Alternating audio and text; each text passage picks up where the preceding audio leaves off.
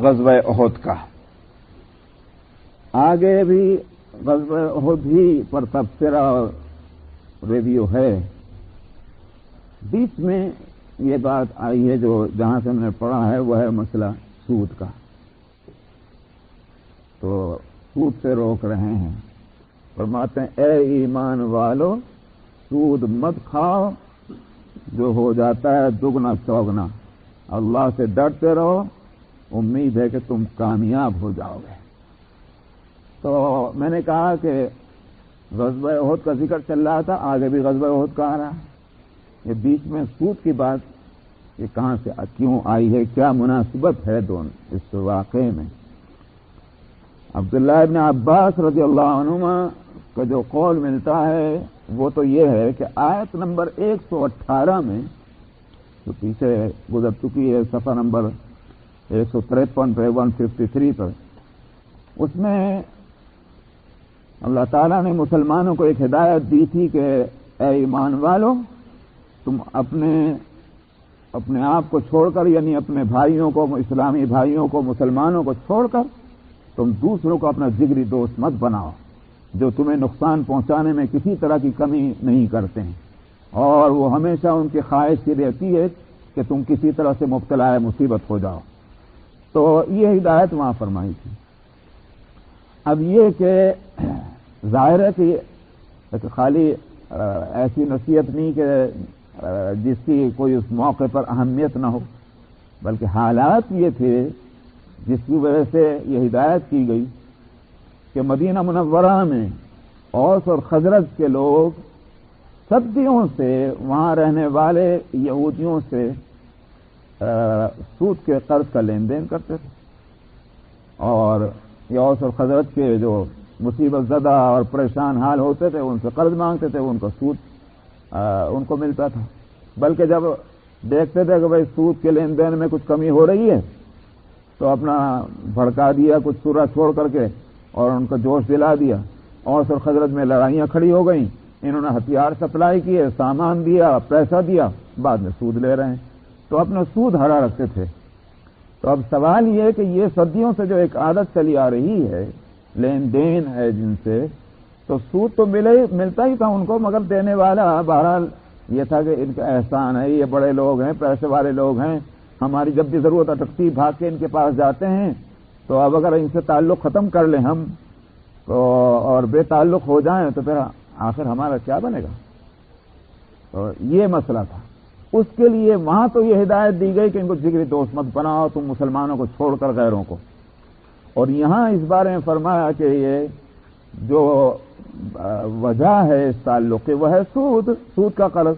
اور سود تو بہت گندی چیز ہے، نہ کھاؤ اور نہ کھانے دو. یہ ظاہر ہے کہ جب کوئی لینے والا لے گا نہیں تو دینے والا کہاں سے دے گا. لینے والے جائیں گے تو دینے والا جو ہے وہ دے گا اور سود کھائے گا. یہ الگ بات ہے، بے شک سود کھانا اور کھلانا دونوں ہی گناہ ہیں، لیکن یہ الگ بات ہے کہ فقہاء نے اللہ ان کو جزائے خیر دے کہ گہرائیوں میں جا کر کے اور شریعت کے مزاج کو سامنے رکھتے ہوئے اس میں مسائل کی تفصیل بتلاتے ہیں.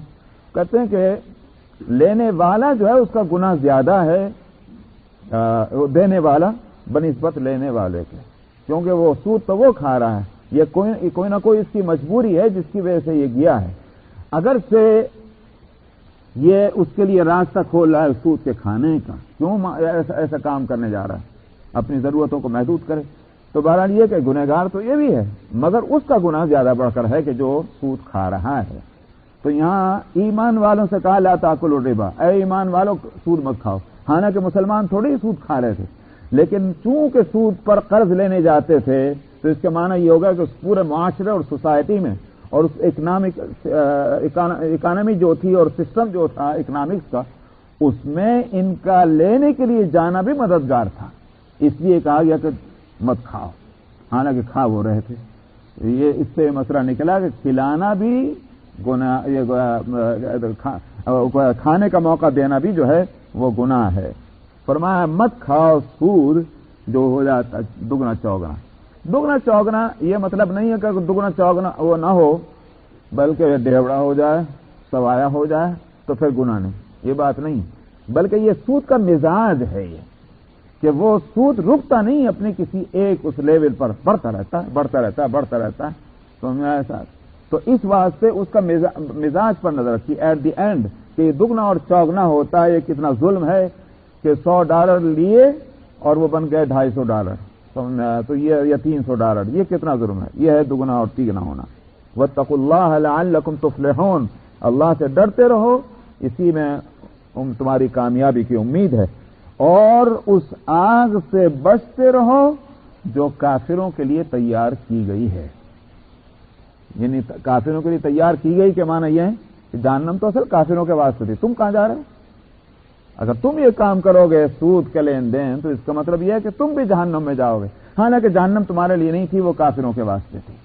یہ اس طرح اشارہ ہوا۔ اور اعدت للکافرین، تیار کر لی گئی ہے۔ ہو سکتا ہے کہ اس زمانے میں بھی کچھ ایسے فلسفی قسم کے ہوں، لیکن پہلے معتزلہ جو تھے تابعین کے زمانے میں، اور بلکہ ان کا ظہور صحابہ کے زمانے میں ہو گیا تھا، ان کا مسلک یہ تھا کہ جنت اور جہنم تیار نہیں ہوئی ہے ابھی تک۔ قیامت جب ہوگی اور اللہ سبحانہ و تعالیٰ جن کو بھی جنت میں بھیجیں گے ان کے لیے اسی وقت جنت تیار ہو جائے گی، جن کو جہنم میں بھیجیں گے ان کو اسی وقت جہنم تیار ہوں گے۔ ابھی نہ جنت تیار ہے نہ جہنم تیار ہے۔ یہ آیت بتلا رہی ہے کہ تیار کر لی گئی ہے، وہ جنت اور جہنم تیار ہے۔ وہ روایتیں جو ایسی ہو سکتی ہیں کہ جس کو انہوں نے بنیاد بنایا، ان روایتوں میں کوئی بھی تعویل ہوگی، لیکن آیت صاف ہے کہ جہنم تیار ہے۔ یہ آیت ہم بھی پڑھتے ہیں اور ہم تو گزر جاتے ہیں، ہاں بھائی ٹھیک ہے جہنم ہوگی کچھ نہ کچھ، لیکن امام ابو حنیفہ رحمۃ اللہ علیہ کا فرمانا یہ ہے کہ یہ آیت بہت سخت ہے قرآن کی آیتوں میں سے، کہ جس کے لیے کسی یوں کہیے کہ حرام کام کے اوپر براہ راست جہنم کی اطلاع دی گئی ہے، اور بڑی اس کے ساتھ کے اہمیت کے ساتھ کہ اس آگ سے بچو، تو یہ آیت بہت سخت ہے اپنے مضمون کے لحاظ سے۔ وَأَطِيعُوا اللَّهَ وَالرَّسُولَ لَعَلَّكُمْ تُرْحَمُونَ، اور اللہ کی اور اس کے رسول کی اطاعت کرو، اس سے امید ہے کہ تم پر رحم کیا جائے گا۔ تو بہرحال یہ ایک تو میں نے بتایا کہ عبداللہ بن عباس رضی اللہ عنہما نے تو یہ وجہ بتلائی ہے یا ربط اور تعلق بتلایا کہ وہاں چونکہ یہ آیت میں فرمایا تھا اس لیے یہاں سود سے روکا گیا ہے، اور مضمون مطلب یہ کہ وہ آیت بیچ میں تھی تو یہ آیت بھی بیچ میں آ گئی ہے۔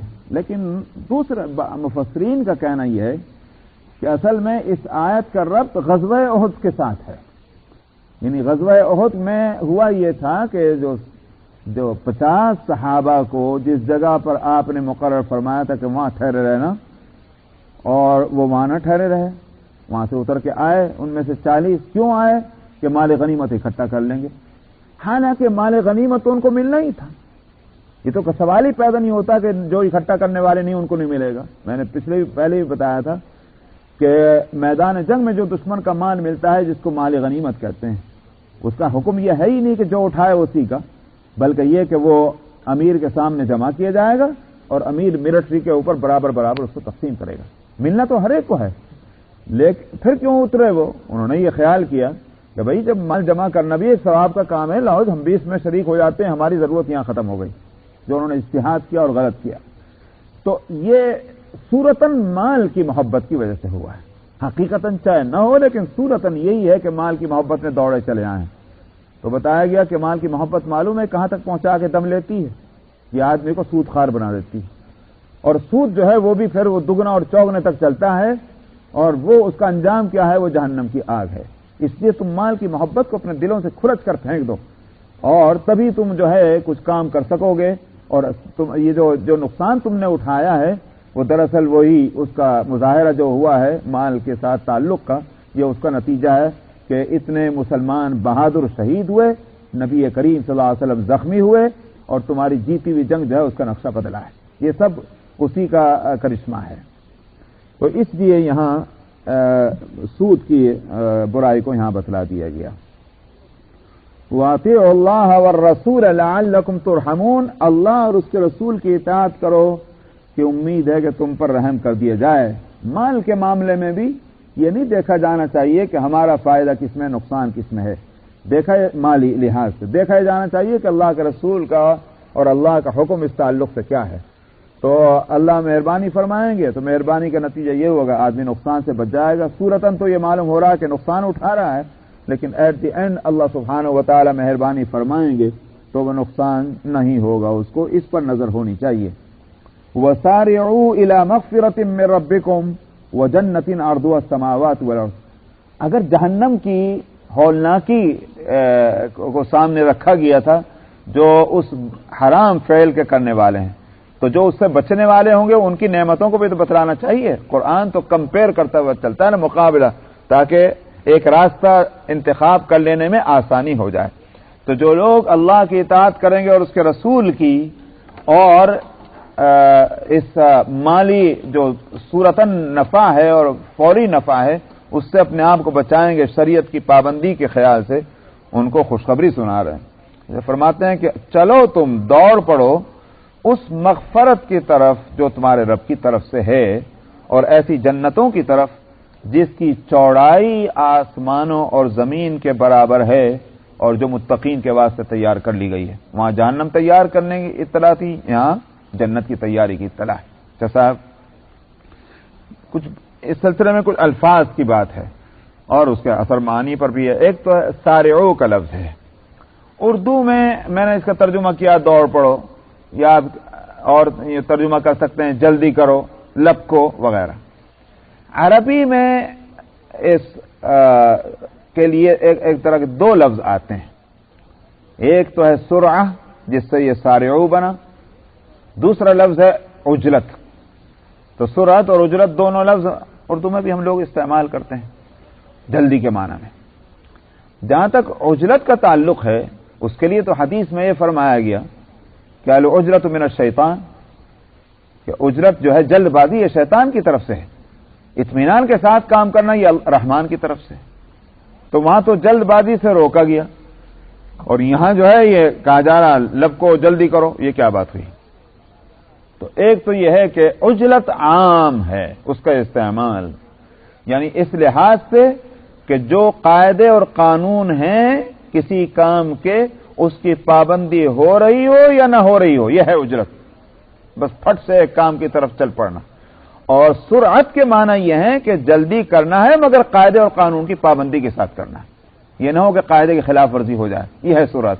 تو یہاں اعجلو نہیں کہا سارے، اور اسی واسطے کہا جو قواعد ہیں شریعت کے اور احکام ہیں اسلام کے ان کی پابندی کرتے ہوئے تم جلدی کرو مغفرت حاصل کرنے کے لیے.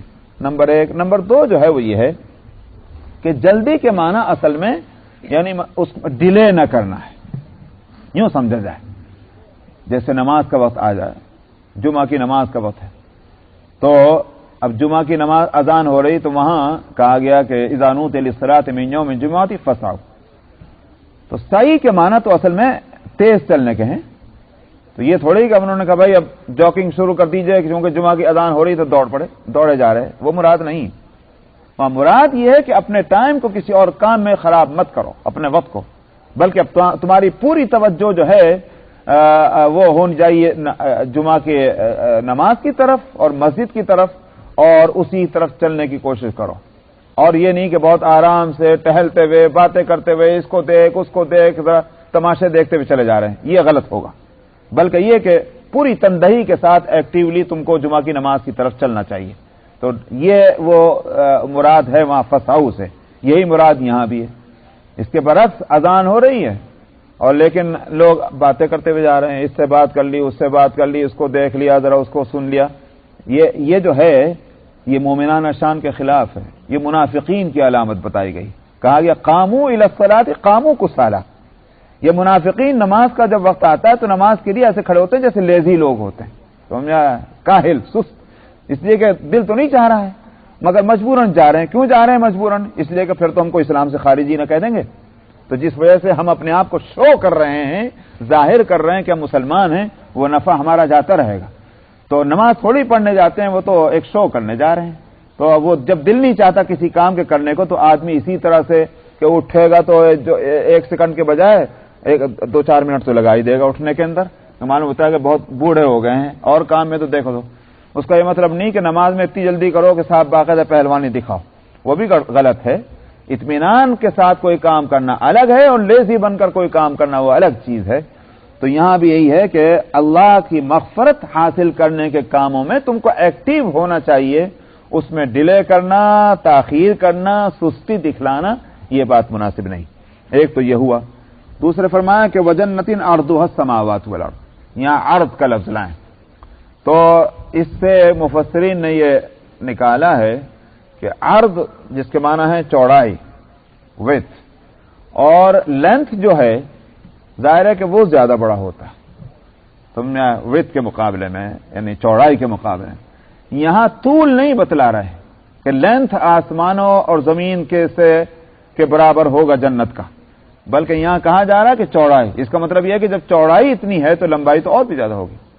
ایک تو یہ. دوسرے کہ یہاں جنات نہیں کہا، یہ نہ سمجھا جائے کہ ساری جنتیں جو ہیں وہ آسمان اور زمین کے برابر ہوں گی. یہاں جنت کا لفظ سنگولر لفظ نہ ہے. اسی واسطے حدیث میں فرمایا کہ ادنا درجے کے جنتی کی جنت آسمان اور زمین کے برابر ہوگی. اب یہ آسمان اور زمین کے برابر ہوگی پھر وہ کون سی جگہ ہوگی؟ وہ جنتیں آخر.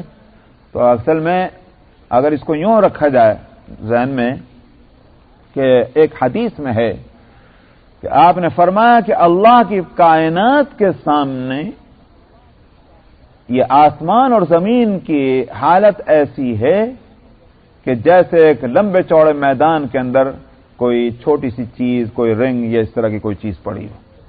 تو آسمان اور زمین جو ہے یہ ابھی تک تو انسانوں کی ہزار ترقیوں کے باوجود ابھی تک تو آسمانی تک نہیں پہنچے. پہلے ہی اسے نیچے نیچے بلکہ بہت نیچے چند کروں تک پہنچ پائے ہیں، اور وہاں تک بھی ہماری جو ہے وہ بیناکولرز کے ذریعے سے ہماری رسائی ہو رہی ہے.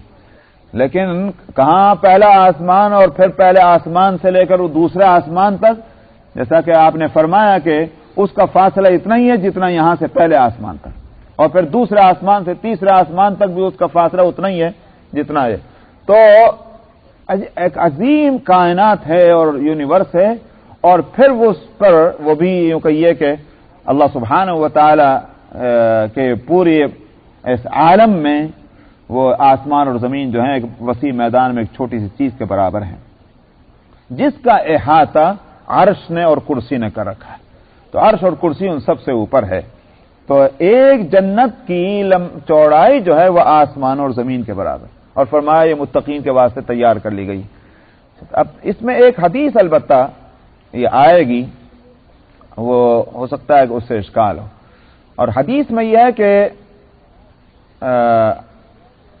معراج میں نبی کریم صلی اللہ علیہ وسلم کی، پہلے تو میں ایک بات بتلاؤں، اگر میں یہ کہوں کہ کسی شخص نے آپ کو سلام کہا ہے تو آپ کیا کہیں گے؟ علیہ وعلیکم السلام.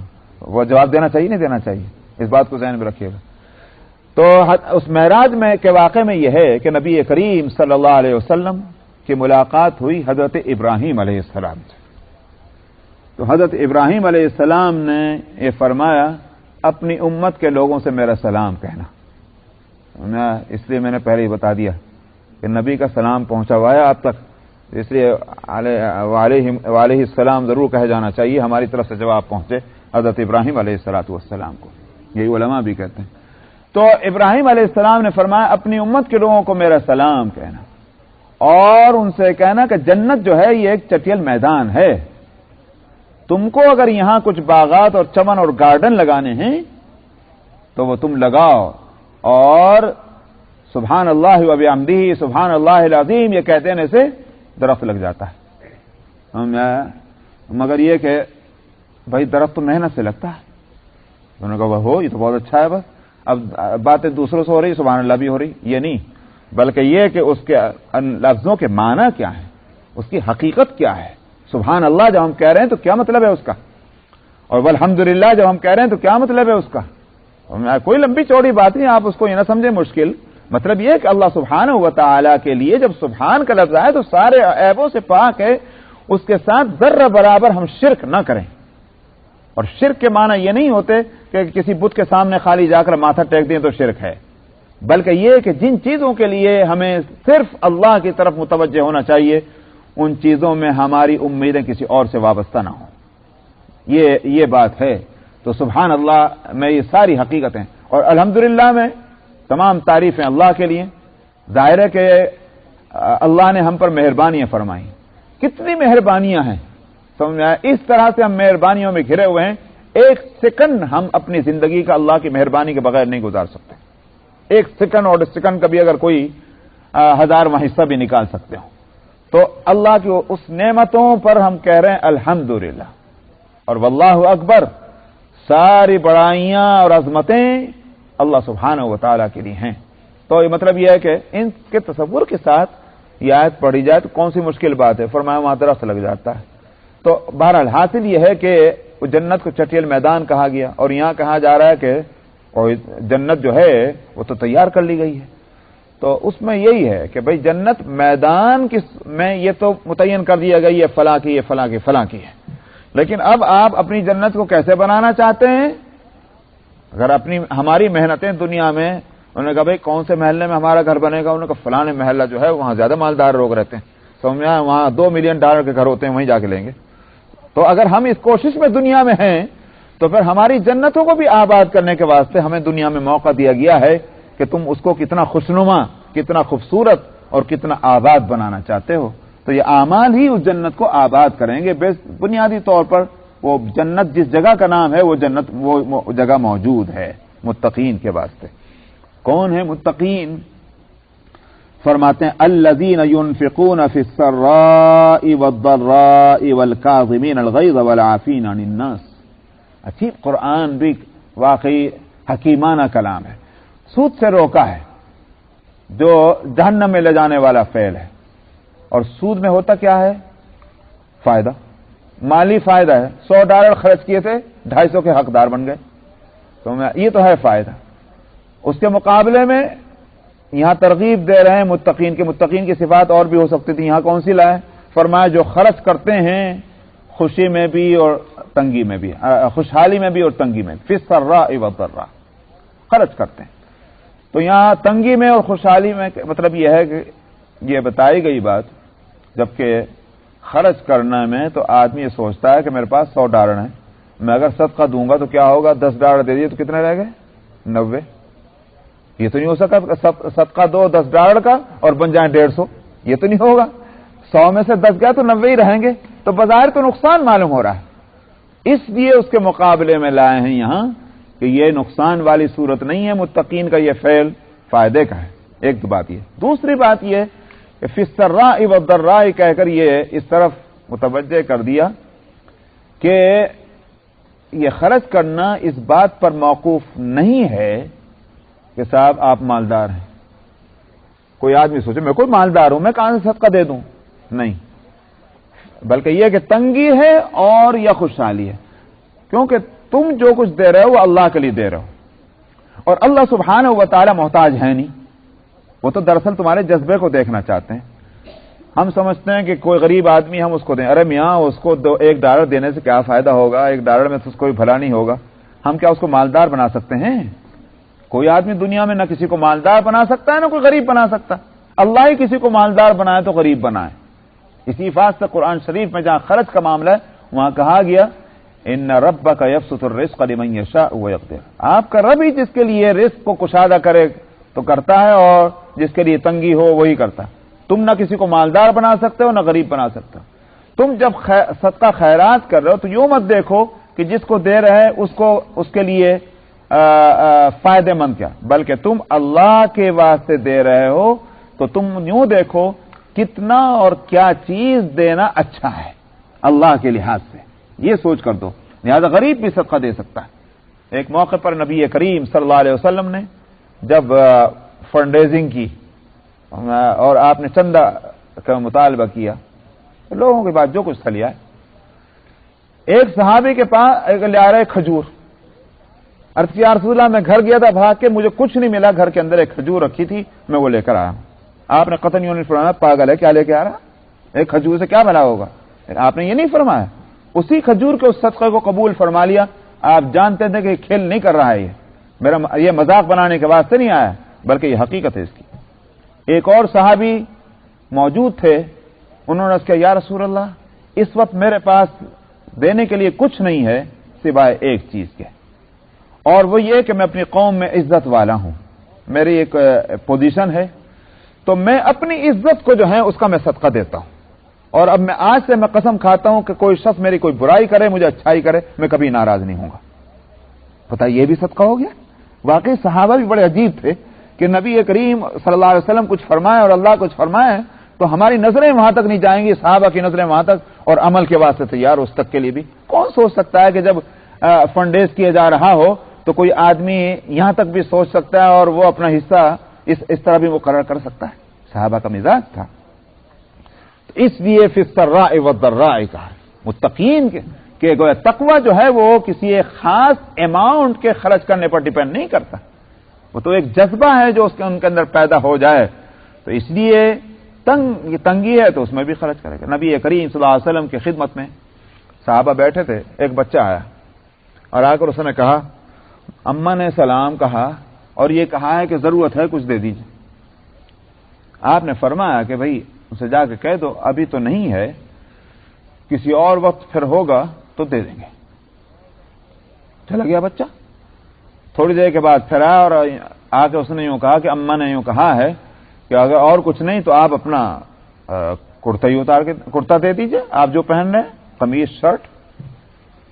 آپ نے قطعاً یوں نہیں کہا کہ بھائی میں اپنا قمیض دے دوں گا تو میں یہاں ننگا بیٹھوں گا، سمجھ میں آیا؟ آپ نے اپنا جبہ اتار کے دے دیا، لے جا بھائی۔ صحابہ کو جو ہے یہ بڑا ناگوار ہوا کہ ایسی بھی کیا عجیب بات ہے کہ صاحب نبی کا کپڑا ہی، اب ہمارے یہاں اردو میں کہتے ہیں کپڑے اتروا لینا، یہ کوئی اچھی بات ہے؟ تو نبی کا جو ہے وہ جبہ بھی اور قمیص لے گیا، لیکن نبی کریم صلی اللہ علیہ وسلم کے چہرے پر اس کا کوئی اثر نہیں پڑا۔ تو جیسے بیٹھے تھے اسی طرح بیٹھے تھے، آپ نے اپنا کرتا اتار کے دے دیا۔ یہ کتنا عجیب مزاج ہے کہ صاحب وہاں یہ نہیں کہ میاں صدقہ دینا ہے، یہ کوئی طریقہ ہے کہ کپڑے اتروا رہے، کوئی جھگڑا نہیں۔ تو مزاج بنا ہوا ہے، اسی مزاج کو دراصل کہا جاتا ہے جود۔ یہی فرق ہے سخاوت میں اور جود میں، کہ جود جو ہے دراصل ایک وصف ہے، اسی سے جواد جو بنتا ہے۔ تو اللہ کے لیے اور نبی رسول اللہ صلی اللہ علیہ وسلم کے لیے جواد کا لفظ اسی لیے آتا ہے کہ ان میں وہ وصف موجود ہے کہ وہاں اس کا سوال نہیں ہے کوئی چیز دینے کے لیے ہے کہ نہیں ہے، لیکن طبیعت وہ بنی ہوئی ہے کہ کسی کی مدد ضرور کرنی ہے، کسی کو فائدہ ضرور پہنچانا ہے، یہی ہے جود۔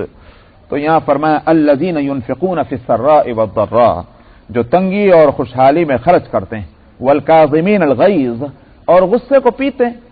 یہ بھی تو ایک صدقہ ہی ہے۔ سمجھا کتنا بڑا صدقہ ہے کہ صاحب ہمیں غصہ آ رہا ہے اور طاقت بھی ہے اپنے اندر، ایسے بھی نہیں کہ مجبور لاچار ہیں کہ بدلہ نہیں دے سکتے، مگر غصے کو پی رہے ہیں، اور غصے سے نہیں بلکہ بغیر غصے کے معاملہ کر رہے ہیں۔ اسی لیے نبی کریم صلی اللہ علیہ وسلم نے فرمایا تھا کہ بہادری یہ نہیں ہے کہ ایک آدمی دوسرے کو پچھاڑ دے، بلکہ بہادر آدمی وہ ہے کہ جو اپنے غصے پر قابو پا لے، کیونکہ غصہ جو ہے یہ جذبات سے پیدا ہوتا ہے، سمجھا، یہ ایموشن ہے۔ تو جو اپنے جذبوں پر قابو پا لے اس سے بڑا پہلوان کوئی نہیں۔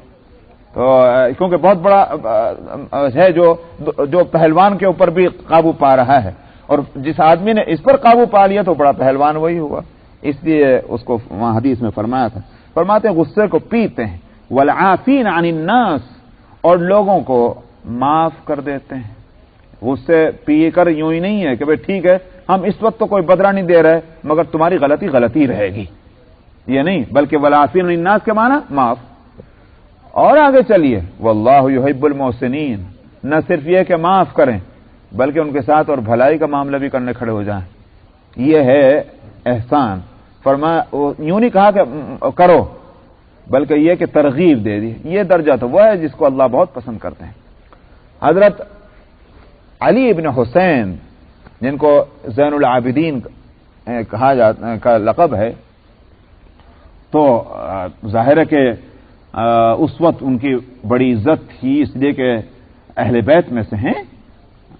حضرت حسین رضی اللہ عنہ کے صاحبزادے ہیں، جو اس کربلا میں بھی وہ ان کے ساتھ تھے، گود میں تھے۔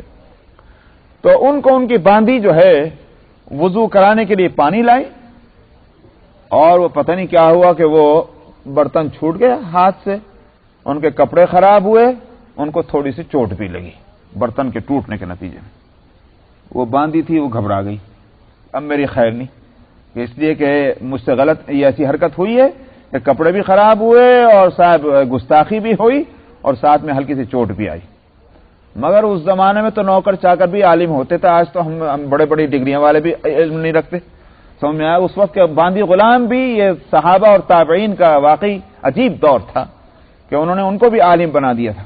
تو باندی نے اس وقت اس آیت کو پڑھا کہ الکاظمین الغیظ، جو غصے کو پیتے ہیں.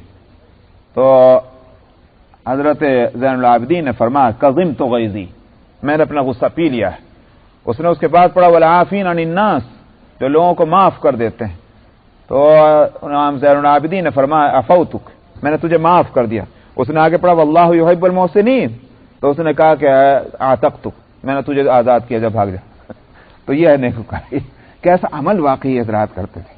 والذین اذا فعلوا فاحشۃ او ظلموا انفسهم ذکروا اللہ فاستغفروا لذنوبهم. بڑی غلطیوں سے روکنے کی ہدایت کی جا رہی ہے اور فضائل و مناقب متقین کی بتائے جا رہے ہیں. تو ہم میں بھی یہ حالت ہے کہ جب ہم متقین کی بات سنتے ہیں سوچتے ہیں ہم کہاں، متقی کہاں. آسمان اور زمین کا فرق ہے، ہم نہیں ہو سکتے، ہمیں یہ درجہ بالکل نہیں حاصل ہو سکتا جس کی بات قرآن شریف میں کہی جا رہی ہے. لیکن واقعی ہے نہیں کمال قرآن شریف کا. اس کو میں کہتا ہوں حکیمانہ کلام. ہمارا ذہن میں جہاں وہ کوئی کیڑا کاٹ رہا ہوگا، قرآن وہیں دیکھ لیجیے. آپ اگلی آیت پڑھیں گے تو آپ کو معلوم ہوگا کہ ارے یہ کیڑا جو ہمارے دماغ میں تھا اس کے تو علاج بت آگے آ رہا ہے. فرمایا والذین اذا فعلوا فاحشۃ، متقین کا وہ اور ان کے فضائل، ان کے درجات بتلانے کے بعد فرماتے ہیں جنہوں نے کوئی بے حیائی کا کام کیا.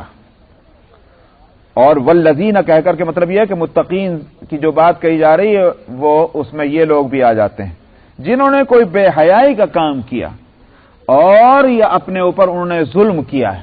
کیسے ظلم کیا؟ گناہ کر کے. تو گناہ کو ظلم کیوں کہا؟ اس واسطے کہ اللہ نے یہ ہمارے ہاتھ پاؤں جو بنائے تھے یہ اس لیے تھوڑی بنائے تھے کہ جہنم میں جا کے چلیں. یہ تو اس لیے بنائے تھے کہ جنت میں جائیں گے، دنیا میں بھی آرام، آخرت میں بھی آرام. انسان جب کوئی گناہ کا کام کرتا ہے تو جہنم کا مستحق بنا رہا ہے اپنے آپ کو. سمجھ میں آیا؟ تو اس کا مطلب کیا ہوا کہ یہ ہاتھ جو اللہ نے، یہ پیر اور یہ ہماری آنکھ اور یہ ہماری ناک جو اللہ نے جہنم میں جننے کے لیے بنائی تھی، مگر ہم اس کو جہنم میں جننے کے واسطے تیار کر رہے ہیں. یہ ہمارا ظلم ہے ہمارے ہاتھ اور پاؤں کے اوپر. اس لیے او ظلموا انفسہم. اور شاید اسی واسطے قیامت میں اللہ سبحانہ و تعالی زبان کو تو تالا لگوا دیں گے، تو رک جا، اور ہاتھ اور پاؤں کو کہیں گے اب تو بول. الیوم نختم علی افواہہم وتکلمنا ایدیہم وتشہد ارجلہم بما کانوا یکسبون. کہ زبان بند، اب ہاتھ اور پاؤں بول رہے ہیں. ہاتھ اور پاؤں سے کیوں بلوائیں گے؟ وہ اسی واسطے خداوندہ ہم اگر جہنم میں جلنے جا رہے ہیں یہ ہے ذمہ دار اس بات کا. سمجھ میں؟ ہاتھ بھی کہے گا، فریاد کرے گا، اور اسی طرح سے وہ پیر بھی بولے گا. اس لیے کہ جب کسی پر مصیبت آتی ہے تو چیختا ہی ہے، تو ہاتھ بھی چیخے گا اور پیر بھی چیخے گا. اس نے ہم کو جہنم کا مستحق اس نے بنایا ہے. یہ ہے وہ بات. تو اس لیے ظلموا انفسہم، جنہوں نے اپنے اوپر ظلم کیا. مگر یہ سارا اور بے حیائی کا فاحشہ جو بولا جاتا ہے اور گناہ، اسم، اس میں ایک فرق یہ ہے، ذنب جس کو کہیے اور فاحشہ. ذنب تو اس برائی کو کہتے ہیں جس کو شریعت برا کہہ رہی ہو، اور فاحشہ اس برائی کو کہتے ہیں کہ جس کو پورا معاشرہ بھی برا کہہ رہا ہو. سمجھ آئے؟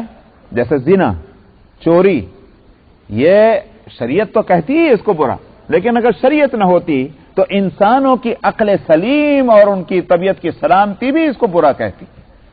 اس واسطے یہ اس کو فاحشہ کہتے ہیں. تو بے حیائی کا کام یا اور کوئی گناہ کر کے انہوں نے اپنے اوپر ظلم کیا تو مطلب بڑے بڑے گناہ کیے ہیں. ذکر اللہ، اب ان کو اللہ کی یاد آئی. یاد آنے کے معنی یہی ہے میں گنہگار ہوں اور اللہ سبحانہ و تعالیٰ کا بندہ ہوں، مجھے یہ کام نہیں کرنا تھا، اب میں کس طرح درست کروں. فرمایا فاستغفروا لذنوبہم، اپنے گناہوں کی معافی انہوں نے چاہی. ومن یغفر الذنوب الا اللہ، تو اللہ کو چھوڑ کر پھر کون ہے جو بخشے گا؟ مطلب کیا ہوا؟ اللہ معاف فرما دیتے ہیں. جب معاف فرما دیتے ہیں ومن یغفر الذنوب الا اللہ، آگے فرماتے ہیں مگر ایک بات یہ ولم یصروا علی ما فعلوا، کہ پھر گناہ پر اصرار نہ ہو کہ گناہ پہ گناہ کیے چلے جا رہے ہیں. یہ الگ بات ہے کہ اتفاق سے پھر گناہ ہو جائے پھر بھی دروازہ توبہ کا کھلا ہوا ہے. لیکن یہ کہ اصرار ہو کہ نہیں بس عادت ہے، توبہ بھی ہو رہی اور گناہ بھی لگاتار ہو رہے ہیں، یہ غلط ہے. وَلَمْ يُصِرُّوا عَلَى مَا فَعَلُوا، جو کچھ وہ کر چکے ہیں اس پر اصرار نہ ہو، جانتے بوجھتے. نادانی میں غفلت میں ہو جائے بات الگ ہے، جانتے بوجھتے پھر وہ اس کنٹینیو کرتے رہنا اس برائی کو، وہ نہیں. تو اس لیے ان کے لیے فرمایا کہ اللہ نہیں معاف کریں تو کون معاف کرے گا. آگے فرماتے ہیں اولئک جزاؤہم، یہ وہ لوگ ہیں کہ ان کی جزا ان کے رب کی طرف سے مغفرت ہے اور ایسی جنتیں ہیں جن کے نیچے نہریں بہتی ہوں گی اور اس میں ہمیشہ ہمیشہ ان کو رہنا ہوگا. وَنِعْمَ أَجْرُ الْعَامِلِينَ، عمل کرنے والوں کا کتنا اچھا اجر ہے. مطلب ہوا کہ یہ نہیں ہے کہ مرغی اپنے جان سے گئی، کھانے والے کو مزہ ہی نہ آئے، یہاں محنتیں کیے چلے جا رہے ہیں، وہاں نہ فرشتوں کو پتا نہ اللہ میاں کو پتا اور نہ اس کے اجر کا سوال ہے. ایسا نہیں، عمل کرنے والوں کے اجر اور ان کی محنت اور ان کی جو یہ مشقتیں ہیں وہ رائے گا نہیں جائیں گی. اسی واسطے سورہ الانبیاء کے آخری رکوع میں فرمایا وَمَن يَعْمَلْ مِنَ الصَّالِحَاتِ وَهُوَ مُؤْمِنٌ فَلَا كُفْرَانَ لِسَعْيِهِ وَإِنَّا لَهُ كَاتِبُونَ. مردوں اور عورتوں میں سے وَهُوَ مُؤْمِنٌ، کوئی بھی جو ایمان کی حالت میں نیکیاں کرے گا، بغیر ایمان کے تو کوئی عمل کتنا بھی خوشنما ہو اس کو صالح نہیں کہتے، مومن کی قید ہے. وَهُوَ مُؤْمِنٌ فرمایا فَلَا كُفْرَانَ لِسَعْيِهِ، ان کی محنتوں کی ناقدری نہیں کی جائے گی. لا کفران بالکل جس کو آپ انگلش میں کہیں ایٹ آل، یہ لفظ اس کے ساتھ بڑھا، ناقدری نہیں ہوگی قطعاً ان کے اس کا محنتوں کی. لسعی وَإِنَّا لَهُ كَاتِبُونَ، اگرچہ اللہ عالم الغیب والشہادہ ہیں مگر حکومت اور گورنمنٹ کا ایک سسٹم ہے کہ ریکارڈ تیار کرنا. فرمایا وَإِنَّا لَهُ كَاتِبُونَ، ہم اس کو لکھ کے رکھتے ہیں. اللہ میاں براہ راست نہیں فرشتوں کو مقرر کر رکھا، مگر فرشتوں کا مقرر کرنا چونکہ اللہ کی طرف سے ہے، ان کا لکھنا اور ان کا ریکارڈ بنانا اللہ فرماتے ہیں یہ ہم ہی کر رہے ہیں. وَإِنَّا لَهُ كَاتِبُونَ، تو پورا ریکارڈ ایک ایک چیز کا تیار ہوتا ہے، اس لیے اجر کے ضائع ہونے کا سوال نہیں. وَنِعْمَ أَجْرُ الْعَامِلِينَ. بس یہیں تک رکھ جاتے. آیت نمبر 137 137. اعوذ باللہ من الشیطان الرجیم، بسم اللہ الرحمن الرحیم. قد خلت من قبلكم سنن فسيروا في الأرض فانظروا كيف كان عاقبة المكذبين. هذا بيان للناس وهدى وموعظة للمتقين. ولا تهنوا ولا تحزنوا وأنتم الأعلون إن كنتم مؤمنين. إن يمسسكم قرح فقد مس القوم قرح مثله وتلك الأيام نداولها بين الناس وليعلم الله الذين آمنوا ويتخذ منكم شهداء والله لا يحب الظالمين. وَلِيُمَحِّصَ اللَّهُ الَّذِينَ آمَنُوا وَيَمْحَقَ الْكَافِرِينَ. أَمْ حَسِبْتُمْ أَن تَدْخُلُوا الْجَنَّةَ وَلَمَّا يَعْلَمِ اللَّهُ الَّذِينَ جَاهَدُوا مِنكُمْ وَيَعْلَمَ الصَّابِرِينَ. وَلَقَدْ كُنْتُمْ تَمَنَّوْنَ الْمَوْتَ مِنْ قَبْلِ أَنْ تَلْقَوْهُ فَقَدْ رَأَيْتُمُوهُ وَأَنْتُمْ تَنْظُرُونَ.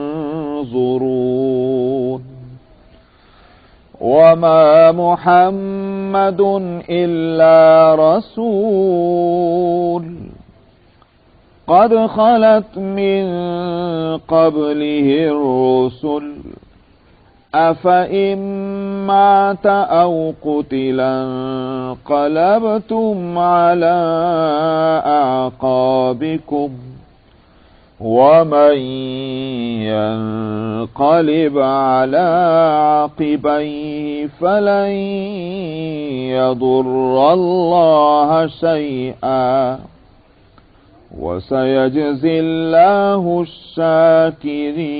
الشاكرين وما كان لنفس أن تموت إلا بإذن الله كتابا مؤجلا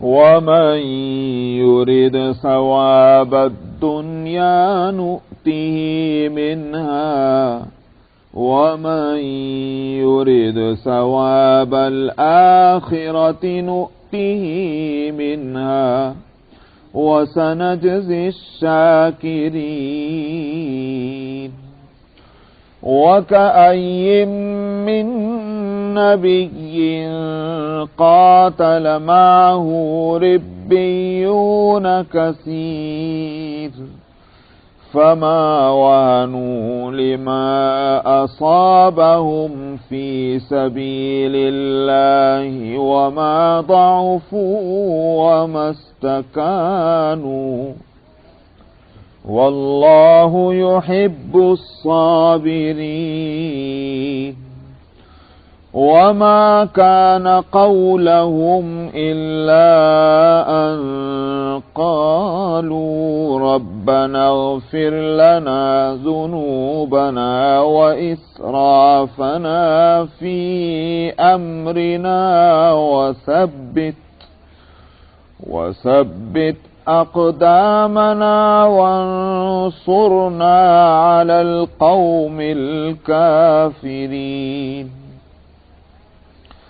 فآتاهم الله ثواب الدنيا وحسن ثواب الآخرة والله يحب المحسنين صدق اللہ العظیم.